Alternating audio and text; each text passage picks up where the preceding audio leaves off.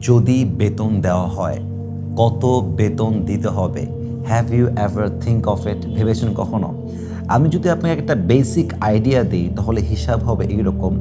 আপনার ওয়াইফ আপনার বাসায় সবার রান্না করে। একজন শেইপের বেতন সর্বনিম্ন থাকে 15, 20, 10, সেখানে আমি আরও নিম্ন ধরলাম জাস্ট 5 থেকে 6 হাজার টাকা। আপনার ওয়াইফ জাস্ট রান্না করে তা না, আপনাদের সবার কাপড় চোপড় ধোয়, আপনার কাপড় চোপড় ধোয়। যদি আপনি হিসাব করেন কাপড় চোপড় ধোয়ার জন্য আপনি বেতন দিবেন সর্বনিম্ন 2,000 টাকা ধরলাম, একদম সর্বনিম্ন, যার নিচে আসা যায় না। শুধু কাপড় চোপড় ধোয় না, ঘর ক্লিন করা, বিছানা ঝাড়ু দেওয়া, ওয়াশরুম ধোয়া, পুরো ঘরের ক্লিনের কাজ আপনার ওয়াইফ করে। আপনি বেতন ধরেন সর্বনিম্ন 2 থেকে 3 হাজার টাকা। আপনার ওয়াইফ জাস্ট ঘরটা ক্লিন করে তা না, আপনার ওয়াইফ পুরো ঘরটাকে পাহারা দেয়। বলতে গেলে একজন সিকিউরিটি গার্ডের রোল প্লে করে আপনার ওয়াইফ আপনার সংসারে।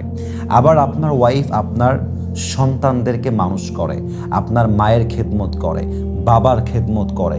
যদি কখনো কোনো গেস্ট আসে তার জন্য এক্সট্রা যে কুকিং, এক্সট্রা যে রান্না, এটাও আপনার বউ করে। ইভেন সবচাইতে বড় বিষয় হচ্ছে আপনার লাইফের সবচাইতে সেন্সিটিভ বিষয়, আপনার যৌবিক চাহিদা আপনার ওয়াইফ আপনার জন্য মিটিয়ে দেয়, এবং হালালভাবে, সম্মানের সাথে, শান্তির সাথে। যদি আপনি এটারও বেতন নির্ধারণ করেন আপনাকে সর্বনিম্ন দেওয়া লাগে 20,000 টাকা। আমি একদম কম বললাম, মানে এর চাইতে কম আসে না। হিসাব করলে দেখা যাবে একজন ওয়াইফ তার কাজের জন্য সর্বনিম্ন স্যালারি পাবে 40 থেকে 50 হাজার টাকা, যদি হিসাব করা হয়। কিন্তু বাস্তবতা দেখেন, একজন ওয়াইফ কিন্তু কখনো স্যালারি পাওয়ার আশা রাখে না, কখনো সে বেতন পাওয়ার জন্য ডিমান্ড করে না। এত কিছুর পরে, এত শ্রম, এত স্ট্রাগল, এত স্যাক্রিফাইস, এত কষ্ট, এত গালি, এত পরিশ্রম করার পরেও আপনার ওয়াইফ আপনার কাছে টাকা চায় না। She just expects for love, care, respects and time. Say just সম্মান চায়, রেসপেক্ট চায়, আপনার কাছে একটু সময় চায়, একটু যত্ন চায়, অ্যান্ড নাথিং এলস।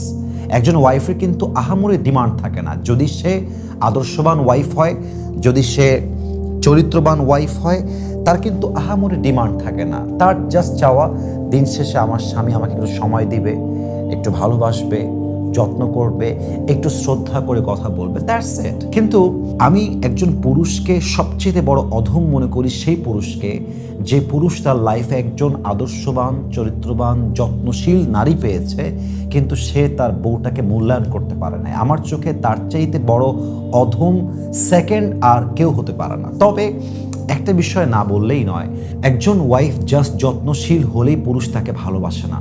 একজন ওয়াইফকে অনেস্ট হতে হয়, পবিত্র হতে হয়, চরিত্রবান হতে হয়, তার ভিতরে সততার গুণ থাকতে হয়।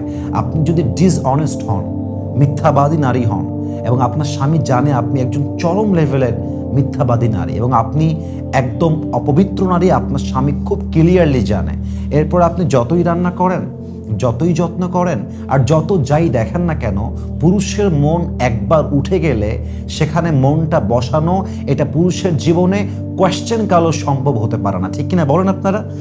সো মেহেরবানি করে আমি সবাইকে আবদার রাখবো, আমার সামনে যেই যুবক ভাইরা আছেন যারা আমাকে ফেসবুকে শুনবেন, আপনার ওয়াইফ যদি আসলেই একজন আদর্শবান ওয়াইফ হয়, যত্নশীল হয়, আপনার ওয়াইফ কিন্তু বেতন চাচ্ছে না, সময় চায়, যত্ন চায়, একটু শ্রদ্ধা চায়, সম্মান চায়, এই এতটুকুই তার ডিমান্ড।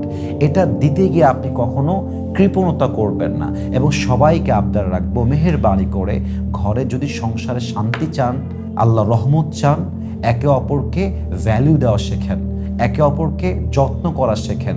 আপনার ওয়াইফ যদি আসলেই ভালো ওয়াইফ হয়, ওকে আগলায় রাখা আপনার জানতে হবে, আদারওয়াইজ আপনার দুনিয়াও জাহান্নাম হবে, আখেরাতও জাহান্নাম হবে। আরেকটা পয়েন্ট আমি না বলে পারছি না, কিছু মেয়ে অবশ্যই যত্নশীল, কিছু ওয়াইফ যত্নশীল, রান্না করে, কিন্তু খুব রুড ও মেজাজি, অ্যাটিটিউড একটু ভিন্ন, অহংকারী টাইপের।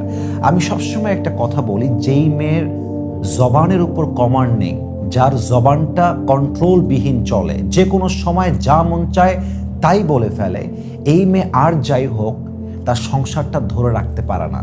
মাথায় রাখবেন, একজন পুরুষ দিন শেষে জাস্ট যত্নশীল নারীতে আটকায় না। একজন পুরুষ সেই নারীর সঙ্গে আটকে যায় যার কথাটা মিষ্টি, যার জবানে কন্ট্রোল আছে, যার ভাষাটা মিষ্ট ভাষা।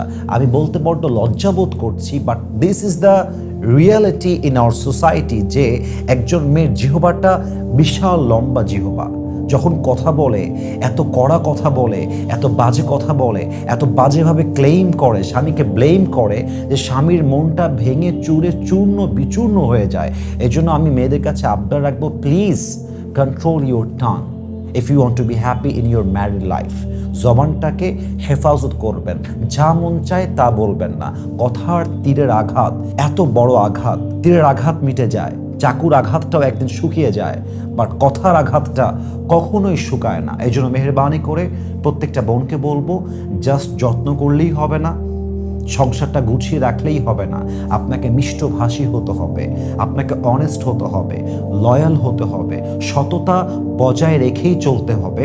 তবেই ইনশাআল্লাহ আপনার সংসার জীবনটা সুখের হবে। এবং লাস্ট কথা বলি, শেষ করতে চাই, আজকালকার আমাদের সামাজিক অবস্থান হচ্ছে এরকম, এবং বলতে গেলে ক্লিয়ারলি যদি আমি বলি, একদম স্পেসিফিকলি আমাদের বৈবাহিক জীবনটা হচ্ছে এমন, আজকালকার মেয়েদের ভালো হওয়াটাই মেয়েদের জন্য বড় একটা বিপদ হয়ে দাঁড়িয়েছে।